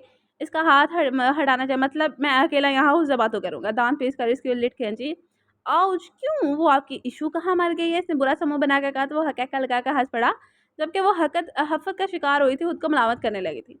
हटे यहाँ से, इसे धक्का देकर जाने लगी तो जियान इसे अपनी आखिरी जानिब खींचा। गीले बालों का जूड़ा खुल चुका था। इस हालत में नीचे जाने की क्या ज़रूरत है? ज़रूरत नहीं है, मेरा तो ईमान हराम कर रहे हो, किसी दूसरे की नज़र बर्दाश्त नहीं कर सकूँगा। इसके बालों से उड़ती भीनी-भीनी खुशबू अपने अंदर तक उतार कर इसकी सराहीदार गर्दन पर झुका था। वो बंद होती दिल की धड़कन और इसके परतफ़िश लम्स से यकदम घबरा गई। इसके नाज़ुक सरापे को खुद से अलग करके एक इस्तेकाना निगाह डालता बाहर निकल गया था। इसके जाने के बाद फ़ास्ट पाता खुद को ड्रेसिंग मिरर में देखा तो शर्म से पानी हो गई, क्योंकि गीले बालों की वजह से कपड़े आधे से ज़्यादा भीग चुके थे। शर्म से ज़रूर पड़ती, अलमारी से दूसरा सूट निकालने लगी, लेकिन अब इसके नीचे जाने का कोई इरादा न था। रामीन की बात पक्की हो गई थी। ज़ियान को भी लड़का बहुत पसंद आया था। वो लोग अगले हफ्ते बाकायदा रस्म के लिए आ रहे थे।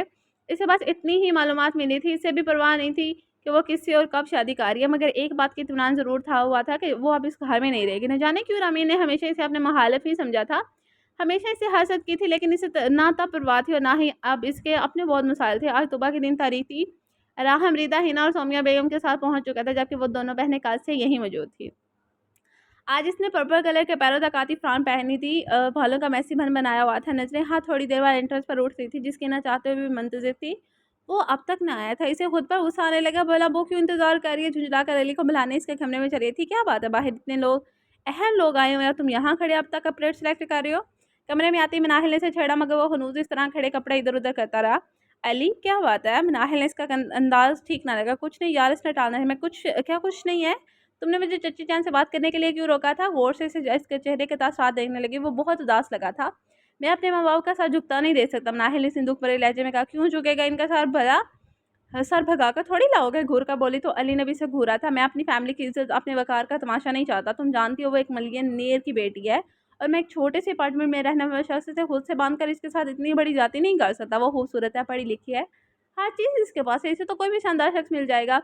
वो मेरे साथ क्यों किस्मत फोड़ेगी भला? खुद पर इस्तेज़ाइयत हंसते कल हकीकत इसे बताई, लेकिन मनाहिल की बात से मुतफिक ना थी। लेकिन तुम इससे मोहब्बत करती हो, ये सब चीज़ें तो सेकेंडरी हैं अली, और इंशाल्लाह तुम वेल सेटल्ड हो, इससे कायल करना चाहा नहीं। मनाहिल, मोहब्बत मुझे है, इसे थोड़ी जो आकर कंप्रोमाइज़ कर लेगी। इसने मुस्कुरा कर कहा, उठकर कमरे से निकल गया, मगर बाहर खड़ी हस्ती को देखा साकत खड़ा रह गया। जो कुछ भी कहे बगैर ना आंखों लिए वहाँ से निकलती चली गई थी। मनाहिल भी इसे देख चुकी थी। रीता इसके मुँह से बात इतना ही निकल सका था, ये क्या कर दिया तुमने अली? बात तो कर लेते। एक बार इसे गुस्से से कहती रीदा के पीछे गई थी, जबकि अली परेशान सा खड़ा रह गया था। फहद की फैमिली आ चुकी थी। रीदा काफ़ी चुप थी। मनाहिल ने घर जाके इससे बात करने का फैसला किया था। अली ने रीदा से बात करने की बहुत कोशिश की, मगर मौका ना मिल सका। सारा वक्त वो खामोशी से हिना के साथ बैठी रस्म होते देखती रही। पिंक कामदार फराक में तुबा बहुत प्यारी लग रही थी। वो लोग हंसी मजाक में लगे रहे। खाना के बाद 2 बजे के करीब वहाँ से फारिग होकर घर पहुँचे, जबकि ज़ियान भी इसी वक्त घर आया था। क्या यार, फहद को इतना गुस्सा था तुझ पर? राह इसे देखते ही शुरू हो गया था। यस बस यार, ज़्यादा के केस में उलझा था। फिर मामी और ईशा मिल गई। इसने अंदर आते हुए तफसील बताई। मनाहिर रीदा के कमरे की तरफ बढ़ गई थी। रीदा वो चेंज करने जा रही थी जब इसने पुकारा, माही अगर तुम्हें इस शख्स के बारे में बात करनी है तो सॉरी, मैं बिल्कुल भी नहीं सुनूंगी। गुस्से से बैठ पर कपड़े फेंक कर जूली उतारने लगी। नहीं, मुझे ऐसी कोई बात नहीं करनी, इधर आओ तुम। इसे अपने साथ बैठा दिया था, जिसकी वजह से नाराज़ होना। ये तो बताओ, पसंद करती हो इसे? इसके दोनों हाथ थम कर प्यार से बोली। ये बातें फजूल है, तुम इस शख्स के ख्याल जान चुके हो। इसने हाथ छुड़ाकर आंख का किनारा साफ करती बोली, और तुमसे मोहब्बत करता है रीदा, इसने समझाना चाहिए। झूठ कैसी मोहब्बत है? मुझे पैसे पर मरने वाली लड़की समझता है वो शख्स। क्या ऐसी हूँ मैं माही? रोते हुए इसे देखा तो मनाहिल से गले लगा गई थी। पागल है वो, खुद तो तड़प रहा है, साथ में तुम्हें भी रुला दिया। आ जाएगी इसके कल कुछ दिन में ठिकाने, क्योंकि मेरी भाभी तो तुम ही बनोगी, देख लेना। इसने शरारत से कहा तो वैसे घूरने लगी थी। रहने दो, तुम्हारी बाई को देख चुकी हूँ मैं आज। रीता ने नाक रगड़ते हुए गुस्से से कहा तो मनाहिल हल्का खिलखिलाकर हंस पड़ी थी। शादी तो उन्होंने तुमसे ही करनी है, क्योंकि तुम्हारी उदास शक्ल पर इतना सा मुंह निकल आया था खुद इसका। इसके गले में बाहें डालकर बोली तो खुद इसने भी 1-2 बार इसकी शक्ल देखी थी, जो हद से ज़्यादा सीरियस लगा था। मेरा दिमाग खराब ना करो छोटी झूठी बातें करके। रीता घबरा कर उठी और वाशरूम में घुस गई थी। वो भी मुस्कुरा कर उठती बाहर आई तो दिमाग खुद ब खुद इस शख्स की तरफ चला गया। इसने जाने क्यों आज इसका इंतजार था। वो खुद को जी भर कर कोसा था। मुझे क्या पड़ी है जो इनका इंतजार करती। मेरी तरफ से पूरी रात आते और इस शेड्यूल के साथ एंजॉय करते, खुद से मुहातिब होती। इंतहाई बुरे मूड के साथ कमरे में आई थी। वो करवट बदले सो चुका था। शायद दिल मजीद कट गया था। कपड़े निकाल कर चेंज करने चली गई थी। मतलब एक्सक्यूज तो कर सकते थे। मुंह वगैरह धोकर बेड पर आकर ले से देखने लगे। जो चाह रहा था अब इसकी नींद खराब कर दे, या फिर अपनी सोच पर लानत भेजनी। इसकी की तरफ करवट लेट कर गई थी। बीच में इतनी जगह छोड़ती थी कि कोई आराम से भी सो जाए। गौर से इसके मगरूर नकोश देखने लगे। हमेशा वैसे सड़ियल ही लगता था। जब भी बात करता सती से फिर उसको ही घबरा कर कवर पड़ ली, क्योंकि इसके दूसरे रूप ज़्यादा खतरनाक थे। दिल तेज़ी से धड़कने लगा। सारे मंजर इसकी आंखों के सामने आने लगे तो सती से आंखें मिचकर सोने की कोशिश करने लगी। उठ जाएँ, 8 बज रहे, लेट हो जाएंगे। फिर आप वो दूसरी दफ़ा इसे उठाने आई थी, रोज़ इसकी परेड लगती थी इसे उठाने में, आप भी झुंझला कर इसे घूर रही थी। वैसे एक रात से इसको तब चढ़ी हुई थी, वो भी इसे घूरता उठ गया था, पक्की दुश्मन हो मेरी नींद की तुम। इस अलमारी में गुस्सा देख वॉशरूम चला गया था, वो भी इसके कपड़े निकाल कर नीचे आ गई थी। डाइनिंग टेबल पर इस वक्त राहम और उमर मौजूद थे। तुम आज कैसे उठ गई इतनी जल्दी? नाहिल ने हैरत से इसे देखा, वरना वो 12 बजे तक उठता था। पढ़ने उठा था, फिर भूख लगी, नाश्ता दे दी। इसने आंखें मसलते हुए कहा तो वो सारे हिला के किचन में चली गई थी। आज इसने कीमे के पराठे के साथ लस्सी और रायता बनाया था। ये लें खाएं आप लोग, गर्मा गर्म पराठे और रायते इनके जाके जान भी आ चुका था। नाहिल ने इसे ऑरेंज जूस और बॉयल एग दिए थे, वो सुबह यही खाता था। खुश और लड़की भूख चमक उठी है मेरी। राहम और उमर ने पराठे उठाए तो उन पराठों की खुशबू पूरे लॉन्च को महका रही थी। राहम भाई लस्सी लें, उमर को लस्सी का गिलास देते राहम को भी दिया, जबकि अपने शोहर को मुकम्मल तौर पर नजरअंदाज कर दिया। इसने गुस्से से इसे देखा जो इसे पूरी अपनी भाइयों में लगी थी। इसका नाश्ता वैसे का वैसा ही रखा था। यार ज़ियान, तुझे दिल चाह रहा है गले लगा लूं जो तूने नाहिल को हमेशा हमेशा के लिए यहीं रोक लिया, वरना वरना तो हम इसके हाथ के खानों के लिए तरस ही जाते। नवाले में अचार भाई के मुंह में रखते हुए बोला तो ज़ियान के मुंह में भी पानी आ गया, जिससे इसे और गुस्सा चढ़ने लगा। नाहिल जिम से गई थी तो मेरी बीवी का हाथ का ठूंसा रहे और ऑफिस से लेट हो जाएगी, वो गुस्से से कहता उठ खड़ा हुआ था। वाह, तेरी बीवी हमारी बहन भी है, और वैसे भी तो खा नहीं रहा, तेरे बदले का खा रहा हूँ। मजे से लस्सी पीता इसे और सुलगा गया। नाहिल ने बगैर कुछ खाए इसे उठता देखा, जो इसे गुरता वहां से निकल गया। एक दर्जन नाश्ते को देखा जो ऐसे ही पड़ा था, लब काटती जाता देखने। क्या हुआ ज़ियान, बगैर कुछ खाए चला गया?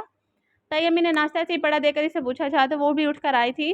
पता नहीं, मैं तो कब से नाश्ता दिया हुआ था, इसने धीमी आवाज में कहा। तो पूछ रही थी कि क्या चाहिए? हद है भाई, से गुड़ती हुई किचन में चली गई, जबकि इसे मालूम था कि वो बगैर नाश्ते के गया था। आंखें घुमाती डाइनिंग टेबल पर आ गई, जहाँ इसका आधा बचा हुआ जूस का गिलास और बॉयल एग्स ऐसे ही रखा था। राहम और उमर भी उठ चुके थे। मेरी फुल अटेंशन चाहिए होती है, मिस्टर को फ्री में मिली हुई ना। बेदहानी में इसका बचा हुआ जूस पीते सोचे में गुम थी। सामने बैठी हिना मानी है नजर से देखा, मुस्कुराई तो इसने ना समझी से इसे देखकर आईब्रो चुकाई थी। माही, तुम्हें पता है झूठा खाने से मोहब्बत बढ़ती है? पराठा प्लेट पे रखते हुए शरीर अंदाज में बोली। इसका इशारा समेत नाहिल को अपनी गाय तुम्हारी पर जी भर के गुस्सा आया था। सुर पड़ते हुए खाली गिलास टेबल पर रखा इसे गुड़ती उड़ गई थी। छिछोरी दांत पीस का कहती मुड़ गई थी, जबकि हिना खिलखिला उठी थी। घर में खुशी की लहर दौड़ गई थी। हिना उम्मीद से थी, तमाम घर वाले इस पर नहाल हो रहे थे और खुदा राहम के किसी न किसी बात पर सुर पड़ रही थी। जबकि राहम सुबह ऑफिस जाने के लिए तैयार हो रहा था, तब वो अचानक चकरा कर गिर पड़ी थी। फिर इसे जल्दी से उठाकर सोमिया बेगम के साथ हॉस्पिटल लेकर चला गया था, तो डॉक्टर ने इसका मुकम्मल चेकअप करके खुशखबरी सुनाई थी। राहम तो फूले नहीं समा रहा था। समर हजरात इस वक्त ऑफिस में थे, जबकि इसने आज छुट्टी कर ली थी। ज़ियान को कॉल करके पूछो खाना घर पर खाएगा या नहीं, या फिर कुछ इसके पसंद का बना लेना, सुबह भी भूखा गया। फायका बेगम किचन में इसे चावल चुनता देखकर बोली कि वो सुबह भी खाकर नहीं गया। ये लड़का बिल्कुल ही बेपरवाह है। आपने आपसे बेटा ख्याल रखा करो, समिया बेगम ने इसे प्यार से कहा था। जाओ फ़ोन करो, उन्होंने सर लहजे में कहा, तो वो फ़ौरन उठ कर बाहर रह गई। हाथ में फ़ोन पकड़े सोच रही पड़ गई कि क्या कहे। लाभ काटते हुए इसका नंबर में लाने लगी। दूसरी बेल पर रिसीव कर लेगी थी, जबकि इसने झिझकते हुए हेलो कहा। क्या बात है, क्यों फ़ोन किया? इंतहाई सर लहजे में कहा। तुम नाहिल अपने दिमाग में बनाए तमाम जुमले भूल गई थी। वो ताई अम्मी पूछ रही हैं, आप कह भी दो, इतना फालतू वक्त नहीं है मेरे पास जो तुमसे लंबी लंबी बातें करूँ। फाड़ खाने वाले अंदाज में कहते इसे और भी तबाह गया था। मुझे भी कोई शौक नहीं है, आप समझे? आप वो तो ताकि मैं पूछ रही थी खाने में क्या खाएंगे बता दें। इसने फर बोल दिया था। जहर खाऊंगा बना देना, चुंझला कर बोला तो मनाया के चेहरे पर मुस्कुराहट आ गई और मीठे में मुस्कुराती आवाज़ में बोलते जान समझ गया कि वो इसे तंग कर रही है। मीठे में तुम्हें खाऊंगा, आज तैयार रखना खुद को। बेबाकी से बोलता इसे चुप करा गया था। फौरन फ़ोन से कान से हटाकर काल काटी। चेहरे कान की लों तक सुर पड़ चुका था। दिल तेज तेरे धड़कने। बेशरम इंसान, तसव्वुर में से हम कलाव होती नीचे आ गई थी। बात हुई इससे? लॉन्ज में बैठी फाइका बेगम ने इसे पूछा था। नहीं, ऑफ जा रहा है। फ़ोन सुर पड़ते चेहरे से धीरे से बोली थी। तो जाओ बिरयानी बना लो, मीठा इसकी पसंद का ही बनाना।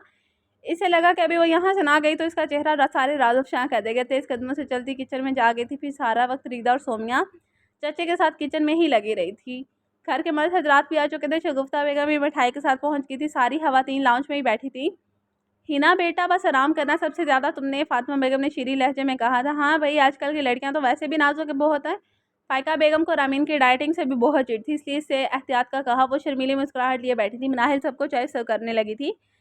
अब तो हमारी मनाहिल भी खुशखबरी सुनाएगी बहुत जल्द इंशाल्लाह। शगुफ्ता बेगम ने नसार होते अपनी भतीजी को देखा। भतीजी साहिबा एकदम ही सटपट आ गई, मगर सामने खड़े ध्यान को देखकर शर्म से घाट गई थी। वो अभी ऑफिस से आया था और अपनी फूफो की बात सुन चुका था। हाय अल्लाह, जल्दी से मेरी सियान की औलाद भी दिखाए। फायका बेगम ने बेटे को प्यार से देखा, जो अपनी शर्म से लाल पीली होती बीवी को देख रहा था। लबों पर गहरी मुस्कुराहट थी। कमरे में तो मोबाइल पर किसी से बात कर रहा था। वो व्हाइट लॉन के ठेले से ढीले से कुर्ता पजामा में निकलकर ड्रेसिंग के आगे खड़ी हुई थी। हाथों पर लोशन लगाने लगी। नजरें खुद ब खुद इस पर उठी, जो न जाने किससे मुस्कुरा मुस्कुरा कर बात कर रहा था। इसको पता नहीं क्यों खुद पर गुस्सा आने लगा कि वो क्यों इतनी परवाह कर रही है। बेड से तौलिया उठाकर बालकनी में आ गई थी। मुझे क्या है, कर रही होंगी अपनी लैला से बात। सर का वहीं टेक लगा कर खड़ी होगी। दिसंबर शुरू हो चुका था। हवा में भी हंकी आ गई थी। अपने गिद्ध बाजू लपेट कर लिए दिल की कैफियत समझने से कासर थी, हर बात पर झुंझुलाहट हो रही थी। क्या बात है, सोना नहीं है? जियान शायद अपना मसला पूरा करने आया था। वो हमेशा अकेले में ही सिगरेट पीता था। मनाहिल समझ गई थी। नागवारी से इसे देखती जाने लगी कि इसने आदत से चिढ़ थी। क्या हुआ? इसे खामोशी से जाता देखा, हाथ पकड़ कर रो गया था। कुछ नहीं, सोने जा रही हूँ, अपना हाथ छुड़ाते आम से अंदाज में बोली। इतना सन्नाटा क्यों है? फिर पूछते हुए सिगरेट सुलगाई। मनाहिल ने दांत पीस कर इसे देखा। पियोगी? आईब्रोज का मुस्कुराते हुए पूछा। छोड़े मुझे, दम घुटता है इसके स्पाइल से। मेरा अपना हाथ खींचते हुए दूसरा मुंह पर रखा। एक बात बताओ, फुफ्फो क्या कह रही थी? सिगरेट का गहरा कश लेकर फेंकती और अपने स्लीपर तले मसल दी थी। मनाहिल को इस वक्त इस बात की बिल्कुल भी तवक्को न थी। कौन सी बात? इस तरफ देखने से भी इतराब करती इधर उधर देख रही थी। अच्छा तो नहीं याद? आहिस्ता से अपने हजार में कैद करते चांद की रोशनी में चमकते इसके मासूम मुखड़े को देखा था। मैं तो समझा तुम होम डेट को दादा दादी बनाने पर गौर करोगी, धीमे लहजे में कहते इसकी पलकें लरस गई थी। देखिए मुझे जाने दो, मुझे नींद आ रही है। दोनों हाथ इसके चौड़े सीने पर रखकर दूर होना चाहिए। और अगर आज पूरी रात सोने ना दूँ तो? इसके अंदाज पर मनाहिल ने सहम कर इसकी साहिर आंखों में देखा था।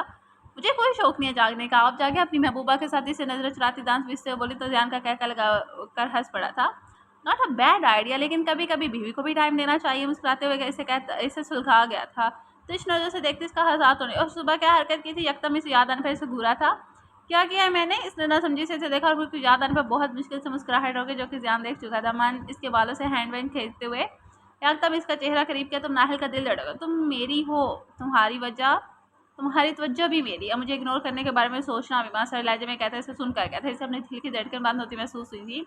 छोड़े मुझे, मैंने ऐसा कुछ नहीं किया। खुद को आज़ाद कराने से इसे खौफ आने लगा था इसके बदलते मूड से। जानती हो आज मैंने ब्रेकफास्ट नहीं किया, ना ही लंच, और डिनर में स्वीट डिश अभी नहीं खाई। बहुत दुख से अपनी जालिम बिल्ली को हाथ सुनाया था। क्यों नहीं खाया? किसने मना किया था? इसने आम से लहजे में कहा।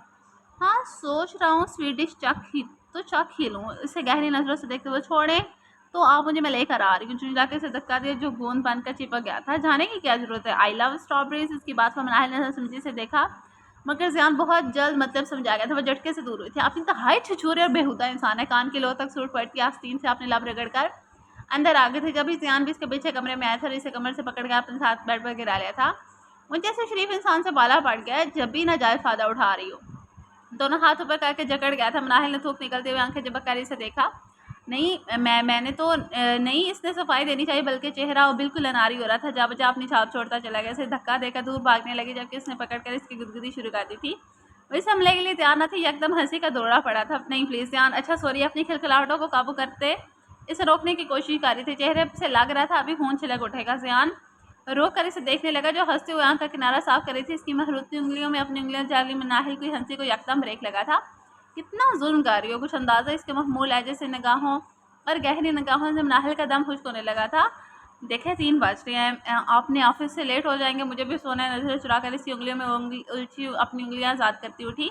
ये असली बाल है या विग लगाती हूँ? इसकी पूछ पर बिखरे अबशार को नरमी से अपनी मुट्ठी में बेंच का अपना चेहरा इन पर छुपाने की कोशिश करने लगा। नाहिल को अपने रोंगटे खड़े होते महसूस हुए। इसे धक्का देकर दूसरा खड़ी। देखें अगर आपने यही सब करना है ना तो मैं अपने कमरे में चली जाऊंगी। इसे धमकी देते हुए बोली तो वैसे मुस्कुराया जैसे किसी छोटे बच्चे की बात में मुस्कुराते हैं। जाकर देख लो, फिर 3 दिन तक दुआ से झुकती भी रहोगी, क्योंकि इतने टाइम से तुम्हें बिल्कुल वापस नहीं लाऊंगा। मानी हेज लहजे में कहते से चुप करा गया, क्योंकि वो इस बेशरम शख्स से हर बेहूदी ही तो कर सकती थी।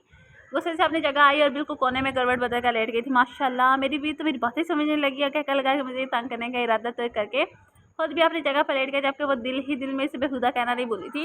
ओके नाज़रीन, हमारी आज की एपिसोड होती है यहाँ पे एंड। होपफुली आपको एपिसोड पसंद आई होगी और आप लोगों को हमारे नावल का स्नैक पैक भी मज़े का लगा होगा, पसंद आया। अगर आपको पसंद आए तो लाइक कमेंट एंड शेयर जरूर कीजिएगा। अगर आप हमारे चैनल पर नए तो सबसे पहले चैनल को सब्सक्राइब करें।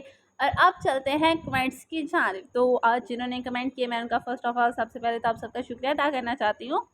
फ़रह फ़ाक़त ने किया, हमें कंग्रेचुलेट किया और हमें बताया कि एपिसोड उनको काफ़ी पसंद आ गया। तो थैंक्स फ़रह और फ़ाक़त। एंड उसके बाद मीरा फ़ातिमा है जिन्हें भी एपिसोड पसंद आई है, उनके लिए भी थैंक यू। एंड उसके बाद फ़रह नाज सिंह, उन्होंने भी मैसेज टेक्स्ट किया है, कमेंट किया हमें, तो उनका भी थैंक्स। एंड एक यूज़र आईडी है, नेम उनका मेंशन नहीं है ऊपर, तो इस वजह से जो यूज़र आईडी है उनका भी थैंक्स। आप सबका थैंक्स कि आपने कमेंट किया, लाइक किया, शेयर किया। एंड नेक्स्ट एपिसोड में मुझे इससे भी ज़्यादा कमेंट्स चाहिए, इससे भी ज़्यादा शेयर्स चाहिए और इससे भी ज़्यादा मुझे लाइक्स चाहिए। होपफुली आप लोगों को आज के एपिसोड पसंद आई होगी। मैंने तो पूरी कोशिश की थी आप लोगों के लिए बेस्ट से बेस्ट दूँ, तो अब ये आप पे आके मुझे भी बेस्ट बैक दें, ठीक है। ओके, तो मिलते हैं नेक्स्ट एपिसोड के साथ, नेक्स्ट स्नैक पैक के साथ। तब तक के लिए अपना ख्याल रखेगा। अल्लाह हाफिज़।